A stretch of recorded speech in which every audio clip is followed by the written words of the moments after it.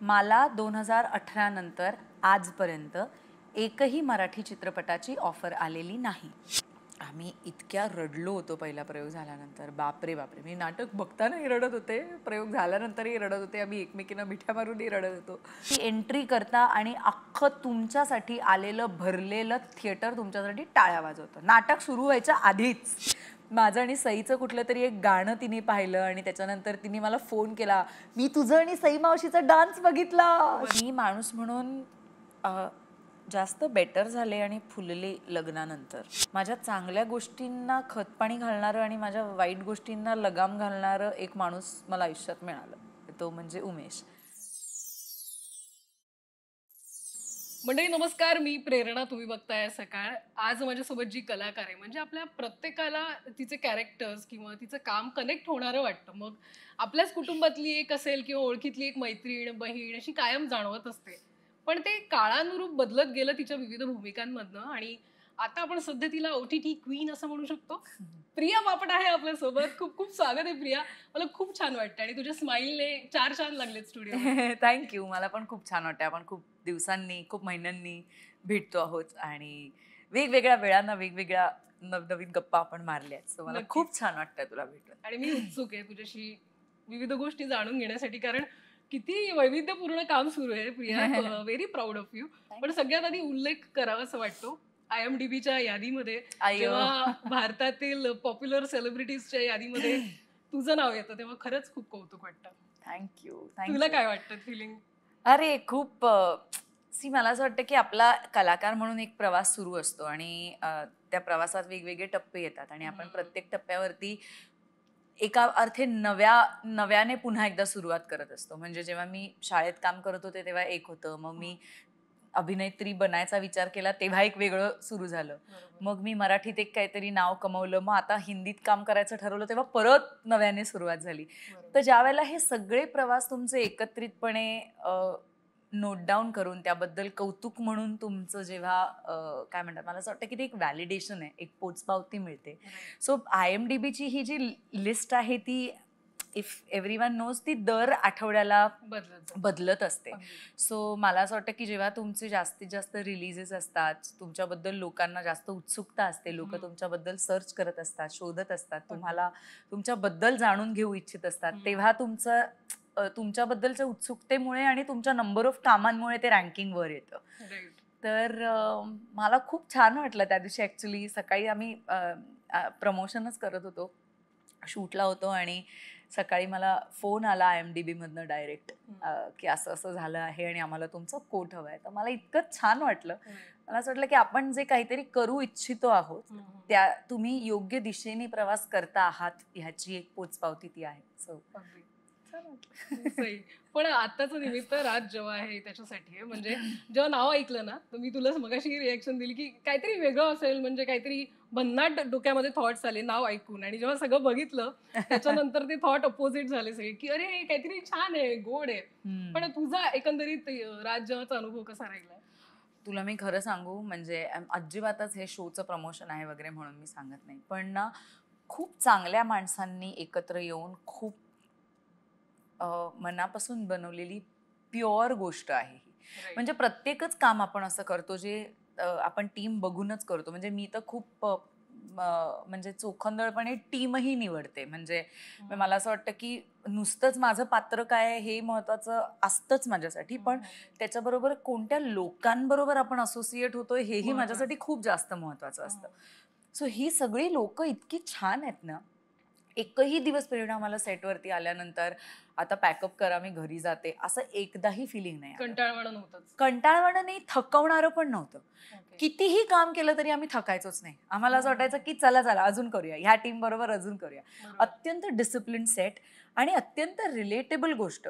म्हणजे आपण इतकं सगळं डार्क, सतत क्राईम, कोणीतरी कोणाला तरी मारलं, कोणीतरी कोणाचा तरी खून केला, मग काहीतरी मोठ्या घडामोडी, यांच्याबद्दलचं इतकं डार्क आणि डिप्रेसिंग गोष्टी बघतो. तर मला असं वाटतं की खरं तर आयुष्य काही फक्त तेवढंच नाही आहे ना, रोजच्या जगण्यातल्या छान सुंदर गोष्टी आहेत की, जसं मला आणि काय हवं बद्दल वाटतं, ती इतकी लाईट हार्टेड आणि ते कधीही बघू शकतो. सो सेम फिलिंग मला राज्यवाने बद्दल येतं. की जर मला डिफाईन करायचं असेल तर मला असं वाटतं की ही ती स्पेस आहे की जिकडे मी सहज म्हणून लावून एपिसोड बघू शकते, मी त्या पात्रांमध्ये गुंतून पडू शकते, मला छान फिलिंग येऊ शकतं, मला हसायला येऊ शकतं, माझे डोळे पाणावले जाऊ शकतात, मला असं वाटू शकतं अरे यार मला पण असं एक मित्र पाहिजे. तर मला असं वाटतं की हे सगळं फिलिंग देणारी कथा घडणं, त्याचा आपल्याला भाग होता येणं, हे खूपच जास्त स्पेशल होतं. सो मला फारच खूपच सुंदर अनुभव होता ऑन दिस सेट. आणि कास्टिंग मला खूप आवडलेलं आहे. इंटरेस्टिंग वाटतं जे काही पेअरिंग बनवलेलं आहे, ज्या पद्धतीने केलेलं आहे. तू त्या सगळ्यांसोबत अंजली असेल आणि बाकी वरुण सोबती वगैरे कसं होतं ते? खूप छान ग. म्हणजे ख्याती जी आमची क्रिएटर आणि रायटर आहे शोची, ती माझी मैत्रीण आहे. सो आधीपासूनच मैत्रीण आहे. आणि ख्याती जेव्हा हा शो लिहित होती तेव्हा तिने मला असंच सांगितलं होतं की मी एक शो लिहिते आणि अशी अशी एक कॉन्सेप्ट आहे आणि त्यातलं ना एक सुमनचं पात्र आहे आणि मला ती सुमन म्हणजे मला तूच येतेस डोळ्यासमोर, दुसरं कोणीच माझ्या डोळ्यासमोर येत नाही. तर मी म्हटलं वा वा वा, मला गोष्ट सांग ना काय. मग तिने मला गोष्ट सांगितली आणि मग मला खूप आवडली. आणि मी म्हटलं कधी करणार तू ख्याती हा शो? ती म्हणली माहित नाही का, मी शोधतीये, कधीची मोठ गोष्ट बांधण्याचा आहे? प्रयत्न करते. हे आय थिंक 1.5-2 वर्षांपूर्वीची, ओके. 1.5 वर्षापूर्वीची गोष्ट असेल, 1.5 वर्ष नक्कीच. ती म्हणाली की मी मोठ बांधते आहे, काही जुळलं आणि झालं वर्कआउट ना तर मी तुला नक्की सांगते. मी म्हटलं बरं. आणि मग ती माझ्याकडे जी आली ती सुमित व्यास, विकी आमचे producer, Sony Liv as a platform सगळे एकत्र घेऊन आले आणि ती म्हणली आता मला सुमनसाठी तू पाहिजेस, आपण तुला टेस्ट करूया का. सो आय सेड करूया. सो माझी सुरुवात तिथूनच झाली होती. जेव्हा कोणीही टीममध्ये असण्याआधी मला ही कॉन्सेप्ट माहिती होती. त्यानंतर जेव्हा मी ख्यातीला सेटवरती भेटले तेव्हा मला असं वाटलं की ही ही जी मैत्री आहे ना, ही जी त्या सुमन, राधिका आणि अविनाशची मैत्री आहे, मला आवडेल की जर वरुण, अंजली आणि मी असेच मित्र झालो तर. किती गोड. तर मला असं वाटतं की ती मैत्री होण्यासाठी खूप काळ एकत्र जावा लागतो आणि अशा मैत्री अशा ओव्हरनाईट होत नसते, कारण खूप विश्वास लागतो त्याच्यात. पण for the first time I experienced की सेटवरती कोणत्याही ॲक्टर्सना एकमेकांबद्दल इन्सिक्युरिटीज नाहीत. ॲब्सल्युटली वॉर्म्थ आणि कंपॅशन आहे आणि इतकं प्रेम आहे फक्त एकमेकांबद्दल आणि सगळेजण एकमेकांचं चांगलं करण्याच्या दृष्टीने प्रयत्न करतायत. आणि आम्ही बनलो सगळे मित्र. आमचा व्हॉट्सॲप ग्रुप झाला. आम्ही आता 6 जणांचा आमचा ग्रुप आहे. आमचा लेखक, दिग्दर्शक, प्रोड्युसर आणि आम्ही 3 ॲक्टर. आणि ते मला वाटतं त्याच्या कॅरेक्टर्स मध्ये पण छान उभरून आलेलं आहे. हो, त्याच्यामुळे कारण आय ते असं थिंक वाटतंय ती ते खरेखुरे कॉम्पिटिशनच नसल्यामुळे आमच्यात की ही आहे आणि मी पण आहे, तर हिचा सीन हिला जास्त फुटेज मिळणार का मला. आणि स्पेशली माझं कॅरेक्टर सुमनचं, म्हणजे ते इतकं आत्तापर्यंतच्या माझ्या पात्रांपेक्षा भिन्न आहे, कारण ती सहज विनोद, तिच्यावर विनोद सहज होऊ शकतात. तर ज्या वेळेला तुम्ही असं पात्र प्ले करत असता जे विनोद बनतंय, म्हणजे you become a joke, right. तर त्यावेळेला तुम्हाला ऍक्टर म्हणून, माणूस म्हणून इन्सिक्युअर वाटणं खूप पॉसिबल आहे. म्हणजे असं वाटतं ना आपलं हसं होत आहे का, तर ते आपलं हसं नाहीये. ती माणूस म्हणूनच इतकी गोड आणि साधी आहे की अरे आता हिचं काय, आता हिचं काय करायचं, ह्याच्यावरनं हसायला येतं खूप. किंवा ती ज्या प्रकारे अर्धवट वागते किंवा तिला जे काही जमत नाही त्याच्यातनं जे काही सिच्युएशनल कॉमेडी घडत राहते, किंवा सतत ती इतकी साधी आहे की तिला पटकन एक असतात ना काही मित्र असतात जे आपण बोलत नाही आणि काही मित्र असतात जे प्रचंड कंट्रोलिंग असतात सिच्युएशनमध्ये, ते बोलून मोकळे होऊन तिची टर उडवून मोकळे होतात. सो तशी आहे सुमन. तर अशा वेळेला त्यांनी ते करताना पर्सनल ॲस्पेक्ट न आणता पात्र म्हणून करून वैयक्तिक मला रिस्पेक्ट देणं आणि मीही ते वैयक्तिक न घेता पात्र म्हणून ठेवून त्यांना वैयक्तिक रिस्पेक्ट देणं, हे खूप इम्पॉर्टंट होतं. नाहीतर ती केमिस्ट्री आलीच नसती बाहेर. सो ते खूपच छान झालं, कारण आम्ही सगळी माणसं म्हणून अत्यंत सॉर्टेड आणि सिक्युअर्ड आहोत. कुठलीही बॅगेजेस घेऊन कोणीही सेटवर येत नाही. फीडबॅक्स काय मिळाले तुला जे काही झलक वगैरे बघून? कारण गोड गोजिरी अशी वाटते ती. हो, ती खूप साधी आणि your heart goes out to Suman. मला असं वाटतं की आमच्याकडे आता फीडबॅक ट्रेलर बघूनच, आता ट्रेलर तर खूपच छोटा आहे, शो बघितल्यानंतर लोकांचा फीडबॅक काय येतोय मला ऐकायचं आहे. कारण सगळेजण मला असं म्हणतात, ॲटलिस्ट आमच्या एडीज आणि ज्यांनी आता सगळं बघितलंय फुटेज, ते म्हणतात की आम्हाला असं वाटतं की जे जे शो बघतील ना त्यांना जर रस्त्यात तू दिसलीस तर तुला येऊन एक मिठी मारते. So cute. एक सुमनला मिठी मारा यार. हा. तर तसं फिलिंग त्या पात्रामुळे जनरेट होतं असं मला वाटतं. कारण आजवर आम्ही विविध भूमिकांमध्ये एक मत मांडणारी हो. आणि एक बिनधास्त तशी प्रिया आम्ही बघितली, पण आता ही साधी सरळ गोड गोजिरी असणार आहे ते जाणवत आहे हो त्याच्यामध्ये. खरंच ती साधी सरळ आहेच. म्हणजे इतकी साधी आहे कधी कधी की मला असं वाटतं की इतकं काय जरा इतकं काय. घे की स्टँड स्वतःसाठी. पण नाहीये ती तशी. पण या निमित्तानं तुला अनेक जण विचारत असतील मातृत्व मग बाळ कधी वगैरे, हे तर मला अजिबात विचारायचं नाहीये. मला विचार माझं विचारायचंय उत्तर की ठरलंय. पॅरेंटहुड बद्दल काय वाटतं? म्हणजे आपले आई वडील आपल्याला काय म्हणतात ना की आम्ही 2 मुलं सांभाळली, आम्ही इतकी मुलं सांभाळली, आम्ही त्यावेळेस सगळं करायचो. आत्ताच्या ती पिढीला मॅनेजेबल होत नाही, गोष्टी कठीण वाटतात खूप.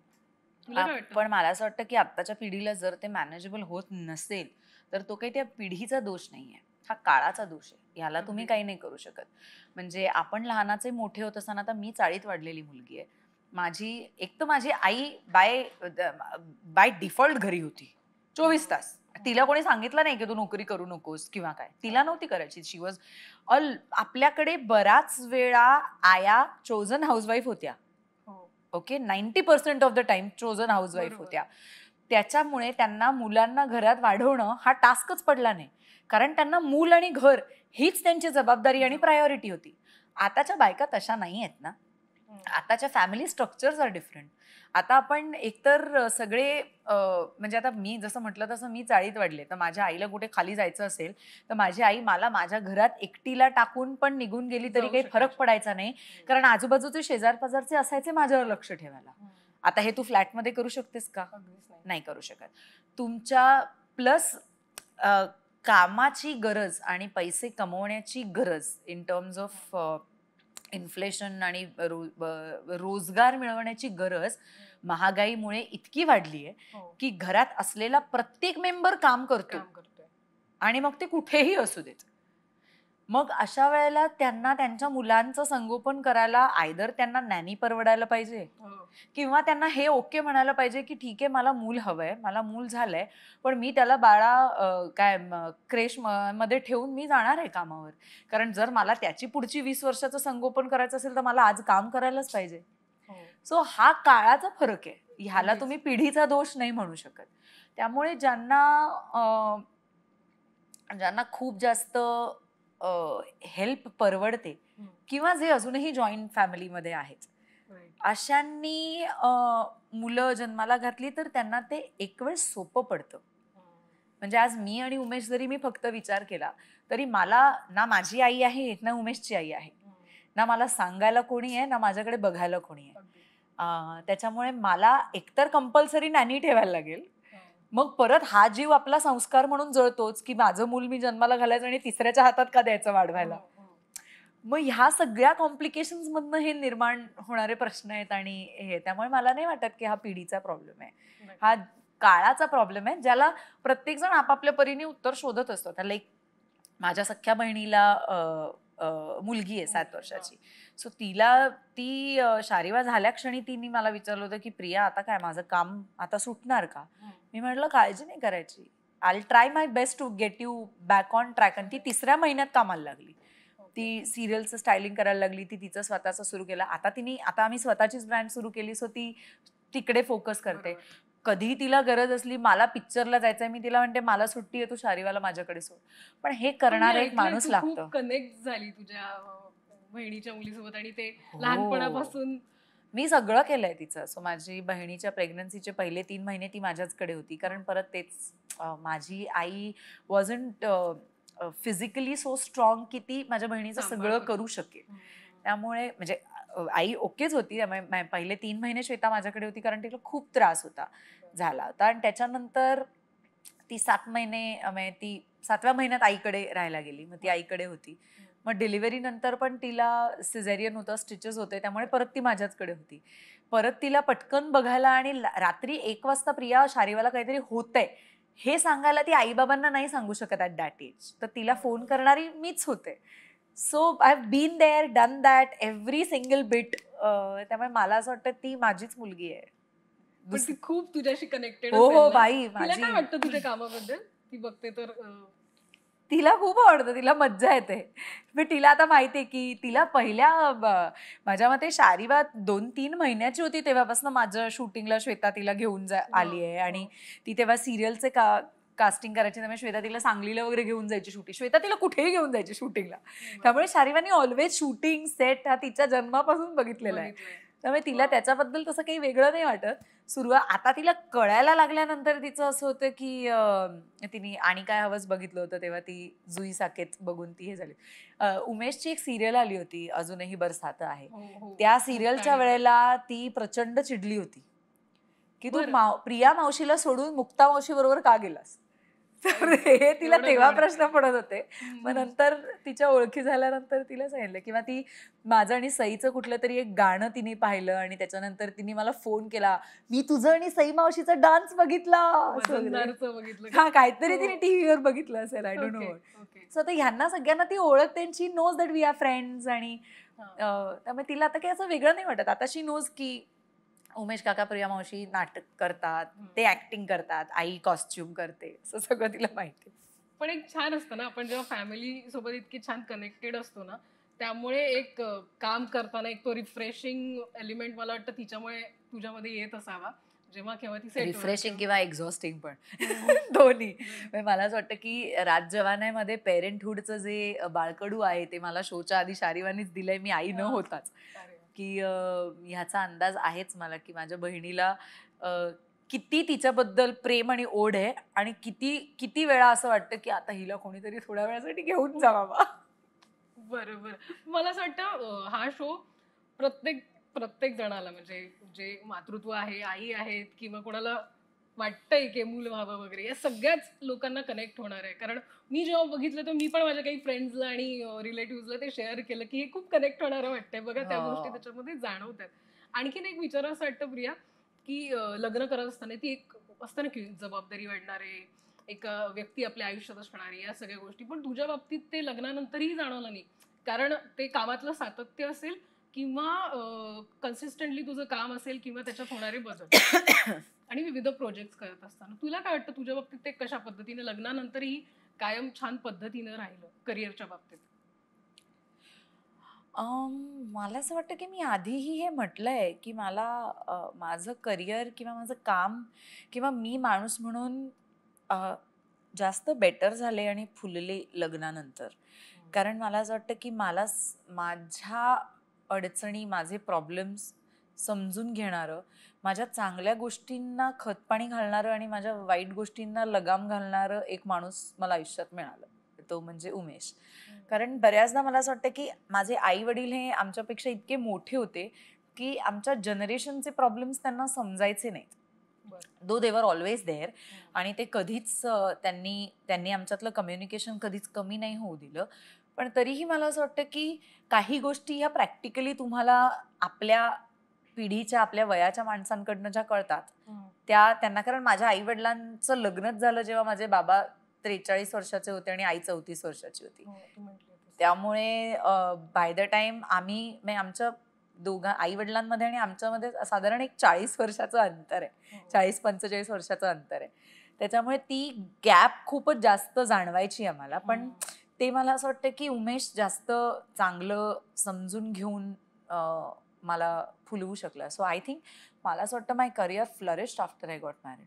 म्हणून तो प्रश्न होता की कशा पद्धतीने ते उत्तम पद्धतीने सादर होताना दिसलं. मग नाट्य निर्मितीतही तुम्ही कशा पद्धतीने म्हणजे मला असं वाटतं की डिसिजन मेकिंगचा कॉन्फिडन्स येतो आणि घेतलेल्या निर्णयांची जबाबदारी घेण्याचा पण कॉन्फिडन्स येतो.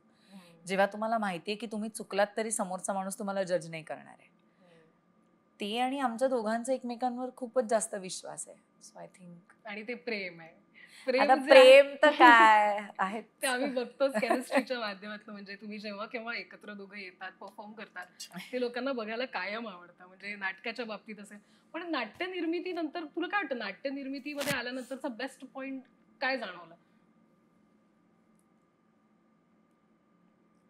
पहिला प्रयोग जेव्हा केला तो दिवस मला आठवतोय. दादा एक गुड न्यूज याचा पहिलं नाटक आम्ही निर्मिती केलेलं. आणि मी आणि कल्याणी आमची जी लेखिका आहे आम्ही इतक्या रडलो होतो पहिला प्रयोग झाल्यानंतर. बापरे बापरे, मी नाटक बघतानाही रडत होते, प्रयोग झाल्यानंतरही रडत होते, आम्ही एकमेकींना मिठ्या मारूनही रडत होतो. कारण मला असं वाटतं की it it was actually like giving birth to a child. कारण इतके आम्ही 3 महिने 4 महिने त्याच्यावरती इतकं काम केलं, मेहनत केली. 4 महिने प्रॅक्टिकली उभं राहून. त्याच्या आधी तिच्या लिखाणापासून आम्ही त्याच्यात होतो इन्व्हॉल्वड त्या गोष्टीमध्ये. सो ते सगळं असं आपल्या समोर उभं राहताना बघणं ही एक फार मॅजिकल आणि खूप सुख देणारी गोष्ट आहे. म्हणजे ह्याच्यासारखी छान गोष्ट नाही. I I thoroughly enjoy the process of creation. नाटक दोघांचीही आवड होती, उमेश आणि तुलाही नाटकाबद्दलचं जे प्रेम आहे आणि ते मला जेव्हा वाटतं create त्याचं जास्त आहे माझ्यापेक्षा. बरं. मला नाट्य निर्मितीची आवड जास्त आहे, नाटक करण्याची आवड मला त्याच्या इतकी नाही आहे, त्याला जास्त आहे. तो तो खूपच जास्त रमतो या माध्यमात. Right. मला एका पॉइंट नंतर म्हणजे मला मला मेहनत करावी लागते रोज प्रयोगात नवीन काहीतरी शोधण्याची. बरं. सहज नाही मिळत आणि ते सातत्याने नवं शोधावं लागतं, नाही तर मी बोर होईन. तर व्यावसायिक नाटकाचे प्रयोग खूप होतात. हो. आमचे ऑलरेडी 166 प्रयोग झाले. बरोबर. सो मला असं वाटतं की माझ्यासाठी जे सिनेमा किंवा वेब सिरीजला 50 दिवसांच्या शूट नंतर एक पूर्णत्व येतं, बरोबर. नाटकाला ते पूर्णत्व येत नाही. कारण वर्षानुवर्ष तुम्ही त्याचे प्रयोग करत असता. हो. सो ती सातत्य ठेवणं ही ही कला पण आहे. त्याच्यासाठी तुम्हाला ते माध्यम तितक्या पॅशनेटली आवडायला लागतं. मला ते निर्मिती म्हणून नक्की आवडतं. मला काम करायला किती कन्सिस्टंटली आवडेल मला माहिती नाही. म्हणून मी नवागडी नवराज्य नंतर मी जरतरची गोष्ट आत्ता केलं. खूप गॅप गेली मध्ये. सो म्हणजे मला वाटतं तुला ना ते भूमिकांमधलं ट्रान्झिशन किंवा एका भूमिकेतून दुसऱ्या भूमिकेत जे ट्रान्झिशन तुझ्यामध्ये आम्ही बघतो जेव्हा प्रेक्षक म्हणून, ते आम्हाला सहज पद्धतीने जाणवत असतं आणि मला वाटतं ते कदाचित तुला आवडत असावं की त्या भूमिकेमध्ये तू फार काळ राहतेस. नाही, मला असं वाटतं की आता नाटक करताना मी परत जाऊन प्रयोगाला त्या भूमिकेत जाते, दॅट इज ओके. पण त्याला एक फुल स्टॉपच नाहीये. जेव्हा शेवटचा प्रयोग होईल तेव्हाच फुल स्टॉप आहे, तोपर्यंत फुल स्टॉप नाही. आणि तो कधी होणार आहे तुम्हाला माहिती नाही. व्हेरॅज तुम्हाला सिनेमा आणि वेब सिरीज तुम्हाला माहिती असतं की 50 दिवसाच्या शूटिंग नंतर या पात्राला फुल स्टॉप आहे, जे डेली सोप मध्ये पण होत नाही. टेलिव्हिजन तुला माहितीच नाही ना की सिरियल 6 महिने चालणार आहे का 5 वर्ष चालणार आहे. सो तो अनंत काळ चालू राहणारं ते एक पात्र मला कदाचित थोडं, पण तरीही टेलिव्हिजन तुला मला हवा असतो. मला त्या पात्राची प्रोसेस तिथे थांबली म्हणजे ते पात्र पूर्ण झालं हे मला हवं असतं. मग नवीन पात्र परत शोधूया किंवा ते पात्र पुन्हा एकदा नव्याने शोधूया, सीझन 2 असेल तेव्हा. ते चालतं मला, कारण परत ते मला माहिती असतं की सीझन 2 नंतर ते पात्र परत 50 दिवसांनी थांबणार आहे. त्याचा शेवट मला माहिती असतो. इथे शेवट माहिती नसतो. मला जरतरची गोष्ट करताना आता हे नक्की जाणवतं की इट्स व्हेरी सॅटिस्फाईंग अँड ग्रॅटिफाईंग. म्हणजे बापरे, मी हे एक्सप्लेनच नाही करू शकत. इतकं प्रचंड भारी वाटतं. तुम्ही स्टेजवरती एंट्री करता आणि अख्खं तुमच्यासाठी आलेलं भरलेलं थिएटर तुमच्यासाठी टाळ्या वाजवतं. नाटक सुरू व्हायच्या आधीच तुमच्या एंट्रीला टाळ्या पडतात. हे मी अदरवाईज अनुभवूच शकले नसते. हे मला कुठलंही इतर माध्यम देत नाही. हे ना सिनेमा देतो, ना वेब सिरीज देतं, ना काही देतं. हे ग्रॅटिफिकेशन आहे तुमच्या चांगल्या कामाचं आणि तुमच्या सातत्याने काम करण्याचं. ते मला असं वाटतं की ते फक्त नाटकात मिळू शकतं, थिएटरमधूनच मिळू शकतं. आणि ते वेळोवेळी जेव्हा तू केलंस ते तुला मिळालेलं आहे, तुला आणि उमेशला आता जरतरच्या माध्यमातून. आणखीन एक महत्वाचं म्हणजे आपण जेव्हा स्वप्न बघत असतो किंवा आपल्या करिअरची सुरुवात होत असते, आपल्यासोबत आपलं कुटुंब, मित्रमंडळी, रिलेटिव्ह त्यांचीही स्वप्न असतात. तू जेव्हा करत होतीस काम, कोण कोण तुझ्यासोबत स्वप्न घेऊन पुढे जात होतं की त्यांनाही वाटत होतं की प्रियाला आम्ही मोठ्या पडद्यावर बघतोय, प्रियाला आम्ही OTT वर बघतोय? मला नाही वाटत माझ्या आजूबाजूचे कोणी असं काही. They are all proud of me. मी काही अचीवमेंट केली तर त्यांना सगळ्यांना खूप आनंद होतो आणि ते माझा खूप अभिमान वाटतो माझ्या सगळ्या मित्रमैत्रिणींना आणि घरच्यांना आणि सगळ्यांना. पण असं काही कोणी लक्ष ठेवून नसतं की प्रिया आता नेक्स्ट काय अचीव करते. किंवा मला असं वाटतं की माझं कुठलंही नुकसान झालं किंवा फेलियर आलं किंवा माझं काही काम चाललं नाही किंवा मी वाईट काम केलं, तर हीच सगळी मंडळी ज्यांना इतका माझा अभिमान वाटतो तीच मला सावरायला पण असतील आणि तीच माझ्या चुका दाखवायला पण असतील. सो मला असं वाटतं की ती माणसं आहेत माझ्याबद्दल, त्यांना अदरवाईज अजून ते मला एक माहिती आहे का प्रेरणा, खूप चांगली गोष्ट आहे की मी मी इथून घरी गेल्यानंतर मी अभिनेत्री नसते आणि मला हे खूप जास्त आवडतं आणि मला तसंच राहायला आवडतं. मला आठवतंय की आम्ही शाळेत असताना लहानपणी जेव्हा मी काम करायचे तर माझ्या मावशीला वगैरे माझं खूपच कौतुक अजूनही आहे, प्रचंड कौतुक आहे. ती तर म्हणजे मला असं वाटतं की ती बायस्डच आहे. तिला असं वाटतं की माझ्याशिवाय जगात दुसरं कोणीच चांगलं नाहीये. पण मला बूस्ट मिळतो ना अशी व्यक्ती आपल्या आयुष्यात. बूस्ट मिळतो, पण त्याच्यामुळे मावशी माझी आपली, ही माझी भाची ही काम करते, ही माझी भाची ही काम करते. तर माझं असं असायचं की मावशी मी काम करते टीव्हीत, ते सोडून मी तुझ्याकडे येते तुझी भाची म्हणून. तर मला तेव्हा तू भाची ऍक्ट्रेस म्हणून नको वागू, मला नाही आवडत ते, मला फक्त भाची म्हणून वागव. तर मला ते जास्त आवडतं. म्हणजे मी जसं तू तुझ्या घरी असशील ना तशीच मी माझ्या घरी असते आणि मी माझ्या घरच्यांबरोबरही तशीच असते.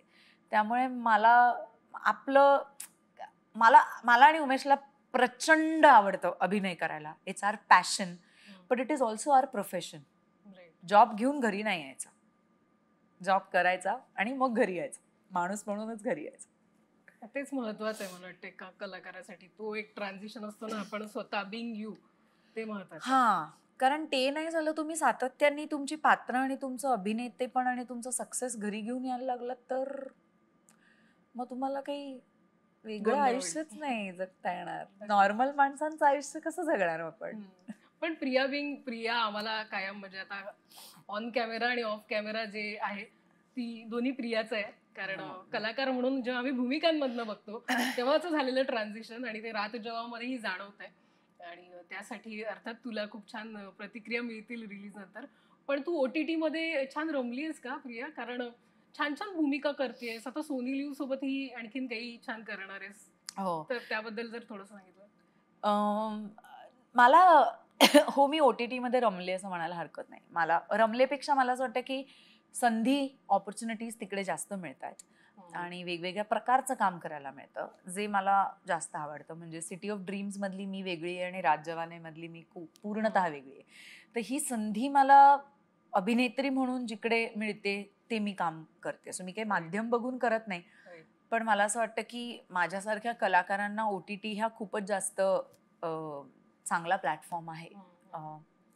सो हो. आणि काय पुढचा प्रश्न होता तुझा? आता तू आगामी पण काहीतरी छान छान घेऊन येते, आम्ही लुक्स वगैरे बघितलंय. हो, ते एक माझ्यासाठी खूप इंटरेस्टिंग प्रोजेक्ट आहे, कारण ते मेंटल हेल्थ अवेअरनेस बद्दलचं अँथॉलॉजी आहे जी सोनी लिव्ह वरतीच येते आणि परत ते एक राज्यवाण्यापेक्षा कम्प्लीट वेगळं आहे, कारण ते एक बिहारी पात्र आहे, गावातलं आहे आणि त्या सगळ्या 6 शॉर्ट फिल्म्स ज्या आहेत त्या मेंटल हेल्थ बद्दल बोलतात.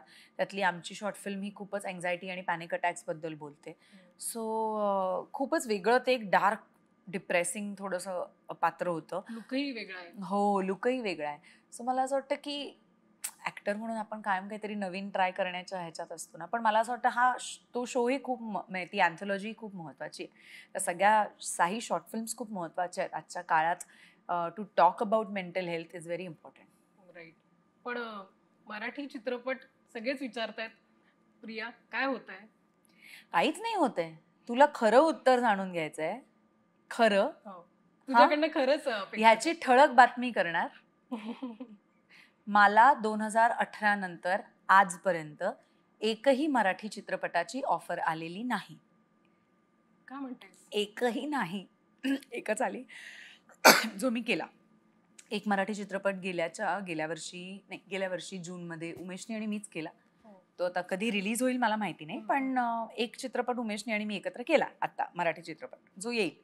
पण हे खरंच शॉकिंग आहे प्रिया. पण मला 2018 आम्ही दोघी वॉज माय लास्ट फिल्म. त्याच्यानंतर मी सिटी ऑफ ड्रीम्स केलं. मला त्यानंतर आज तागायत एकही मराठी चित्रपटासाठी विचारणा झालेली नाही.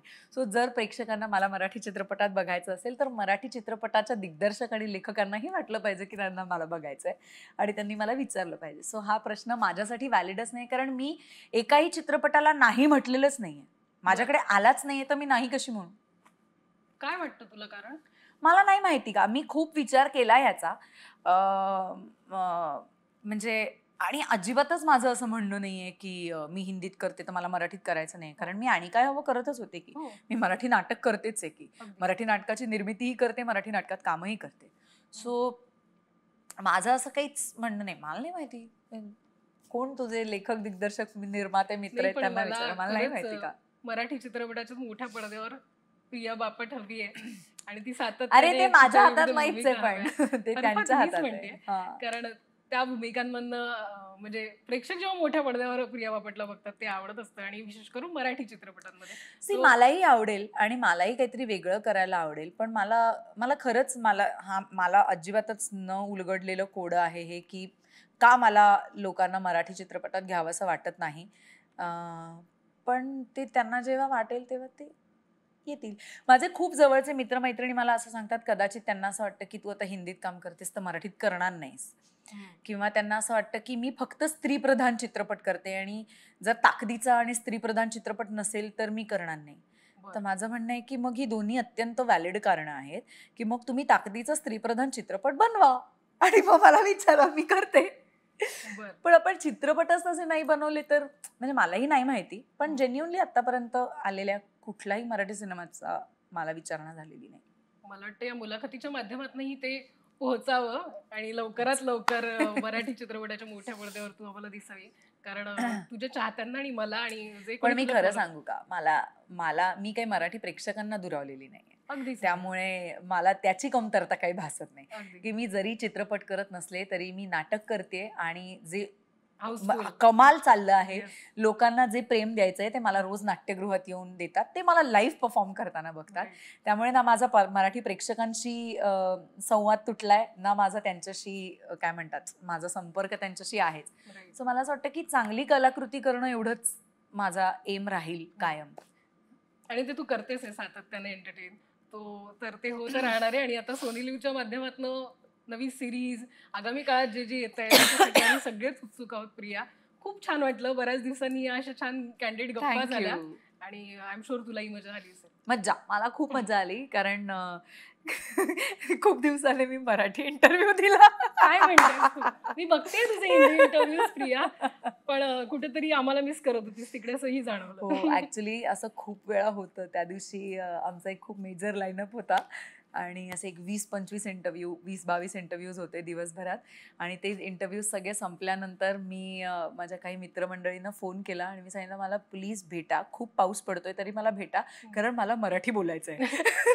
मी थकले इंग्लिश आणि हिंदी बोलून, मला मराठी बोलायचंय, प्लीज मला भेटा.